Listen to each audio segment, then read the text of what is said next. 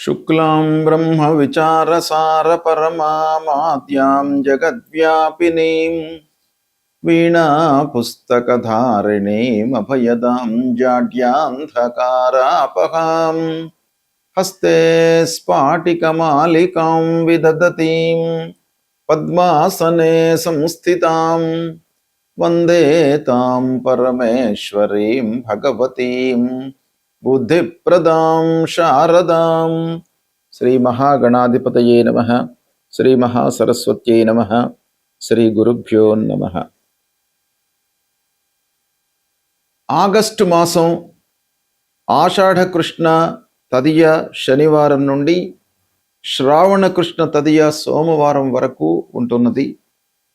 అయితే ఈ ఆగస్టు మాసంలో గ్రహస్థితికి అనుకూలంగా అంటే గ్రహస్థితి ఆధారంగా మేషాది ద్వాదశ రాసుల వారికి గోచార ఫలితాలు ఎలా ఉన్నాయి అనేటువంటి విషయాన్ని తెలుసుకుందాం.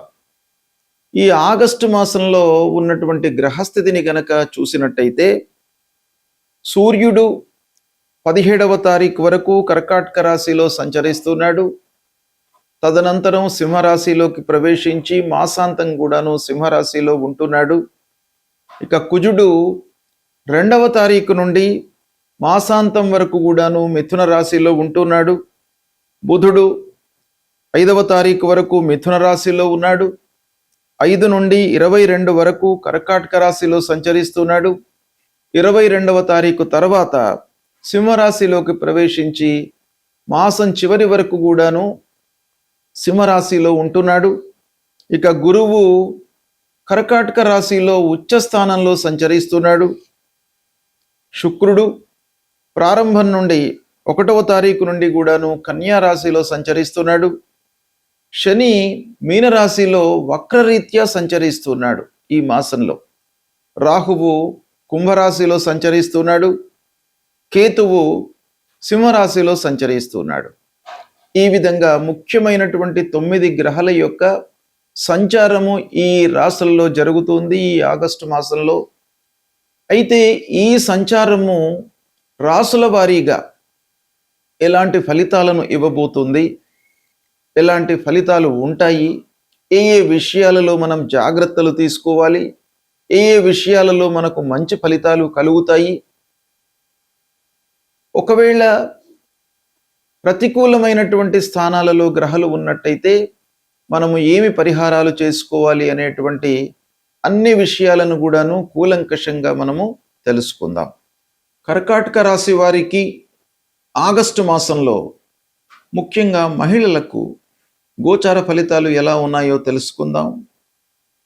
ఈ ఆగస్టు మాసంలో సూర్యుడు 1-2 స్థానాలలో సంచరిస్తున్నాడు, ప్రతికూలంగా ఉన్నాడు.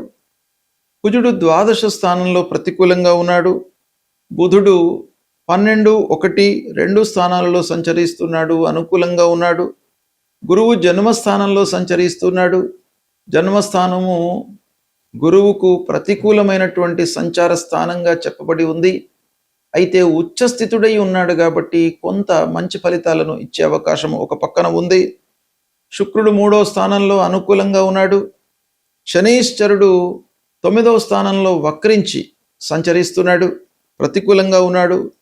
రాహువు అష్టమం, కేతువు ద్వితీయ స్థానాల్లో సంచారము ప్రతికూలంగా ఉంది. ఈ విధంగా గ్రహాలు ఈ స్థానాలలో సంచరిస్తున్నాయి కనుక వీటి యొక్క సమిష్టి ఫలితం ఎలా ఉండబోతుంది, ఎలాంటి మనం జాగ్రత్తలు తీసుకోవాలి, ఎలాంటి పరిహారాలు చేసుకోవాలి అనే విషయాన్ని గనక మనం చూసినట్టయితే 17వ తారీఖు వరకు ముఖ్యంగా సూర్యుడు జన్మస్థానంలో ఉన్నాడు. జన్మస్థానము శరీరము, వ్యక్తిత్వము, మన యొక్క నేచర్ పైన ఎఫెక్ట్ ఇచ్చేటువంటి అవకాశాలు బాగా ఉంటాయి.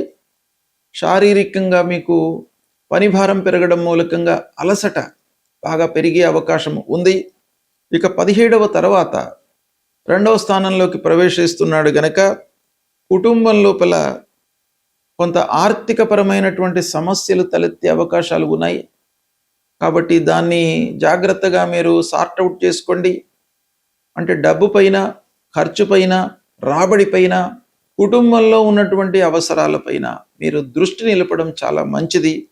ఇకపోతే అనవసరమైనటువంటి ఖర్చులు ముందుకు వస్తాయి. విదేశీ ప్రయాణాలకు మట్టుకు అనుకూలంగా ఉంది ఈ మాసం. ఇక ఆలోచనల లోపల మార్పులు కనబడుతున్నాయి.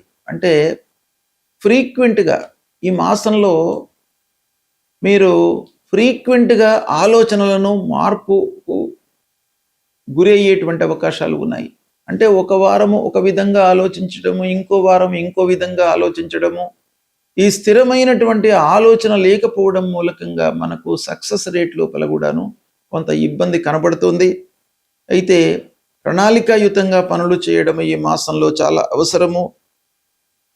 నిర్ణయ శక్తి, మాట తీరు, ఎదుటి వారితో మాట్లాడేటువంటి విధానం లోపల కొంత మార్పులు చేసుకోవడము ఈ మాసంలో చాలా అవసరము. ఇకపోతే ఆదాయము పెరుగుతుంది.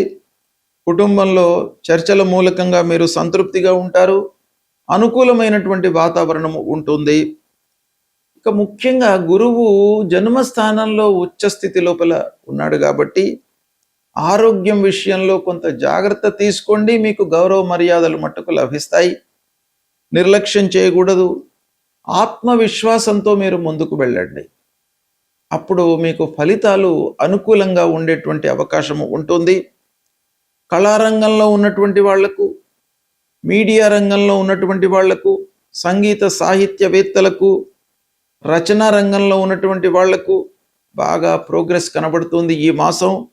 ఇకపోతే తల్లిదండ్రులతో, సమాజంలో మంచి స్థాయిలో ఉన్నటువంటి వారితో మీరు అన్యోన్యంగా ఉండడము, వారితో పరిచయాలు ఏర్పరచుకోవడము చాలా ముఖ్యం. తద్వారా మీకు కొన్ని పనులు నెరవేరేటువంటి అవకాశం కనబడుతుంది. రాహు మూలకంగా ఆకస్మిక ఇబ్బందులు కనబడుతున్నాయి. ఆకస్మికమైనటువంటి మార్పులు, వృత్తిలో మార్పులు కానివ్వండి, రాబడి విషయం లోపల మీరు ఏదైతే ఎక్స్పెక్ట్ చేస్తారో దానికి విభిన్నంగా మీకు రావడము అనేటువంటిది ఇక్కడ జరుగుతుంది. కనుక కొన్ని విషయాలలో మీరు జాగ్రత్తగా ఉండడం మంచిది. ఓవరాల్గా మీకు మాట తీరు అనేటువంటిది ఈ మాసంలో చాలా అవసరం. మీరు ఎంత మృదువుగా మాట్లాడి పనులు నెరవేర్చుకుంటే అంత మంచిది. కఠినత్వానికి స్వస్తి పలకండి. మాట లోపల కఠినత్వము ఉండకుండా ఒక మృదువైనటువంటి భాషణను మీరు ఈ మాసంలో చేసినట్టయితే సత్ఫలితాలు కలుగుతాయి. ఇక ఉద్యోగంలో ఉన్నటువంటి మహిళల విషయం ఆలోచించినట్టయితే అధికారుల యొక్క ఆదరణ మట్టుకు మీకు లభిస్తుంది. మీ పనితనాన్ని వాళ్ళు గుర్తిస్తారు. వ్యాపారంలో ఉన్నటువంటి మహిళలు కొత్త పరిచయాలతో ప్రయోజనాన్ని పొందేటువంటి అవకాశాలు ఉన్నాయి. ఇకపోతే పెళ్ళైనటువంటి మహిళలకు భర్త యొక్క సహకారం లభిస్తుంది.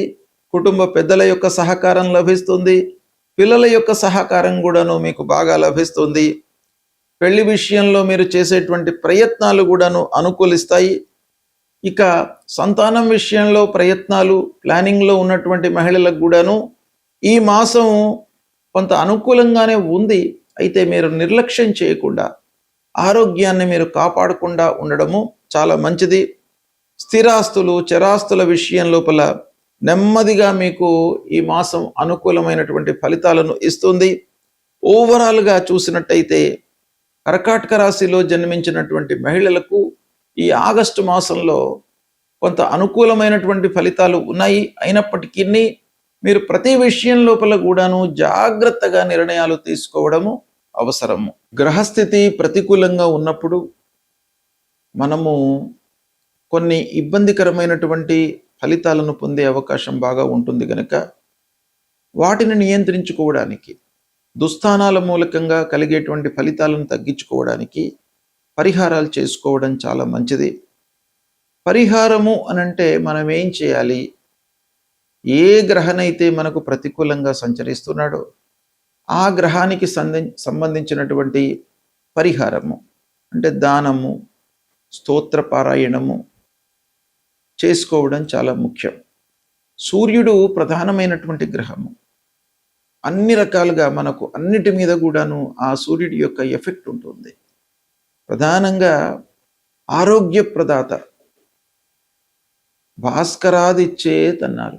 ఆరోగ్యం అనేటువంటిది సూర్యుడి మూలకంగా కలుగుతుంది. ఆరోగ్యము అన్నిటిపైన కూడాను ఇండైరెక్ట్గా ప్రభావాన్ని చూయిస్తుంది గనక సూర్యుడు ఒకవేళ మన రాశి ప్రకారంగా ప్రతికూలంగా సంచరించినట్టయితే సూర్య భగవానుని ప్రీతి చేసుకోవడానికై ప్రథమ ప్రాధాన్యత ఇవ్వాలి. సూర్యుడి కొరకై మనం ఏం చేయాలి? ప్రథమంగా ఉదయం పూట లేచి సూర్య నమస్కారాలు చేయడము, సూర్యుడికి అర్ఘ్య ప్రదానము చేయడము, ఆదిత్య హృదయము పారాయణం చేసుకోవడము, 12 సార్లు సూర్యుడికి నమస్కారం చేసుకోవడము, భూమికి నమస్కారం చేసుకోవడము, సూర్యుడికి సంబంధించినటువంటి మూలమంత్రము జపా కుసుమ సంకాశం కాశ్యపేయం మహద్యుతిం తమోరిం సర్వపాపఘ్నం ప్రణతోస్మి దివాకరం అనేటువంటి ఈ మూలమంత్రాన్ని ప్రతినిత్యం కూడాను చదువుకున్నట్టయితే మీకు ఆరోగ్య సమస్యలు లేకుండా ఉంటాయి. ఆరోగ్యం బాగా ఉన్నట్టయితే మీరు అద్భుతాలను సృష్టించేటువంటి అవకాశాలు ఉన్నాయి.